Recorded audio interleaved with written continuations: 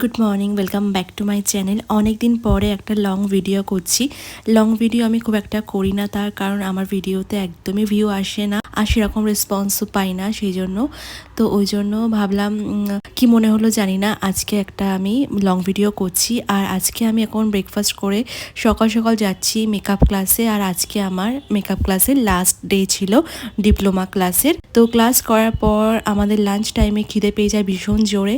আর পাশেই ছিল একটা রেস্টুরেন্ট, তো সেখানে আমরা চলে গেছিলাম। ওখানে গিয়ে দেখছিলাম যে কি পাওয়া যায়। তো ওখানে গিয়ে আমরা আমাদের লাঞ্চটা করি।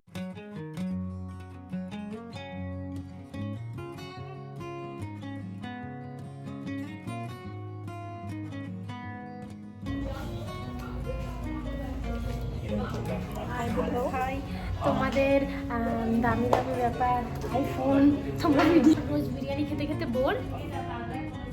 আমার রোজ বিরিয়ানি খেতে খেতে বোর, তাই আজকে চিলি চিকেন ফ্রাইড রাইস খেতে যাচ্ছি। আরেকজন আছে দেখ না, আচ্ছা আমরা দেখো।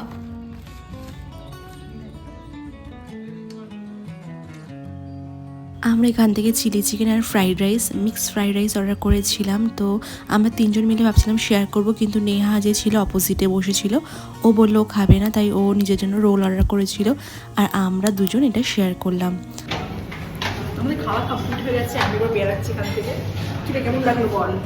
খুব ভালো, বাট অনেকক্ষণ বসেছিলাম অবশ্যই। আর ও অনেক দূর থেকে ক্লাস করতে আসে, সেই মেদিনীপুর থেকে। আর সকাল 7টার সময় নাকি বাড়ি থেকে ও বের হয়। তো ওর সঙ্গে আমার ক্লাসে মিট হয়েছিল। আর আজকে যেহেতু আমার লাস্ট ক্লাস, ম্যামকেও আমি খুব মিস করবো, কারণ ম্যাম খুব ভালো। তো ক্লাস শেষ করে এখন সবাইকে বাই বলে আমি যাচ্ছি বাড়িতে। রাস্তার মধ্যে ভিডিও করতে আমারও খুব শাই ফিল হয়, আর ওদেরও কিন্তু শাই ফিল হচ্ছিল। তো যাই হোক, লাস্ট ডে ছিল বলে ভিডিওটা আমি করেছিলাম ওদের সঙ্গে একটা স্মৃতি হিসাবে। তারপর আমি বাড়িতে চলে আসলাম, আর এখন ওই 7:30 মতো বাজে। আর দেখলাম যে বাজার রয়েছে, তো ওখান থেকে একটু বাজার করব, রান্না করতে হবে বাড়িতে গিয়ে। তো সবজির সঙ্গে আমি নিয়েছিলাম একটু কারি পাতা, কারণ আমি একটা হেয়ার অয়েল বানাবো, তার জন্য আমার একটু কারি পাতা লাগবে, সেজন্য নিয়ে নিলাম। তো আমার একদম অল্প একটু লাগতো হচ্ছে কারি পাতা, তো একদম অল্প নিয়ে নিয়েছি। এইটুকু তো হয়ে যাবে, যেহেতু আমি তেল বানাবো, তো তেলের মধ্যে দেবো। আর আমার কি অবস্থা, চোখ টোক পুরো ঢুকে গেছে ভেতরে, একদম ঘেমে গেছি। তো যাই হোক, চলো ঘরে গিয়ে কথা বলছি তোমাদের সাথে আবার। তো যাই হোক, ঘরে যাই, ঘরে গিয়ে তারপর বাকি ব্লগটা কমপ্লিট করছি। অলমোস্ট চলে এসেছি। বাড়িতে এসে আমি রান্না করে নিয়েছিলাম, সেটা দেখাতে পারিনি ক্লিপসটা। করেছিলাম ভাত, ভেন্ডি আলু ভাজা আর ডাল। এবার আমি হেয়ার অয়েলটা কিভাবে বানাই তোমাদেরকে দেখাবো। আমি যে কোনো দুটো কোকোনাট অয়েল নিয়েছি, একটা নিহার, একটা শালিমার। আমার কাছে এই দুটো ছিল বলে এই দুটো নিয়েছি, তোমরা যে কোনো হেয়ার অয়েল নিতে পারো। ফার্স্টে আমি অনেকটা পরিমাণ মতো 1 বাটি মতো হেয়ার অয়েল নিচ্ছি, মানে ছোটো বাটির 1 বাটি কিন্তু। তো তার মধ্যে দিচ্ছি ক্যাস্টর অয়েল, আর তারপর ওর মধ্যে দিয়ে দেবো মেথি, সিনেমন স্টিক, আর দেবো রোজমেরি। রোজমেরি লিফ তো তোমরা কিনতেই পাবে যে কোনো ওয়েবসাইটে বা দোকানেও কিনতে পারো।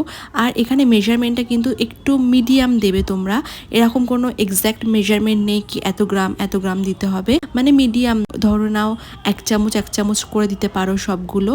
তো দিয়ে ভালো করে মেশাতে হবে। তারপর লাস্টে আমি ওর মধ্যে আরেকটু অয়েল অ্যাড করলাম, কারণ এই ইনগ্রিডিয়েন্টসগুলো একটু বেশি হয়ে গেছিলো তাই। তারপর ওর মধ্যে কারি পাত্তাগুলো আমি ছিঁড়ে দিয়ে দেবো, বেশ অনেকটা মতো কারি পাতা এখানে আমি দেবো। যতটা আমার হাতটায় আছে অতটাও না, একটা দুটো রেখে বাকিগুলো আমি দিয়ে দেবো। আর তারপর ভালো করে তেলটাকে একটু নাড়িয়ে গ্যাসের মধ্যে দিয়ে ফোটাবো। আমি প্রায় 5 থেকে 7 মিনিট মতো ফোটাবো। ফুটিয়ে তারপর যখন ঠান্ডা হবে ওটাকে আমি একটা গ্লাসের জারের মধ্যে ভরে রেখে দেবো। এবার আমি গ্যাসের মধ্যে বসিয়ে দিচ্ছি 5 থেকে 7 মিনিটের জন্য। আর একদম লো ফ্লেমে কিন্তু এটাকে গরম করতে হবে।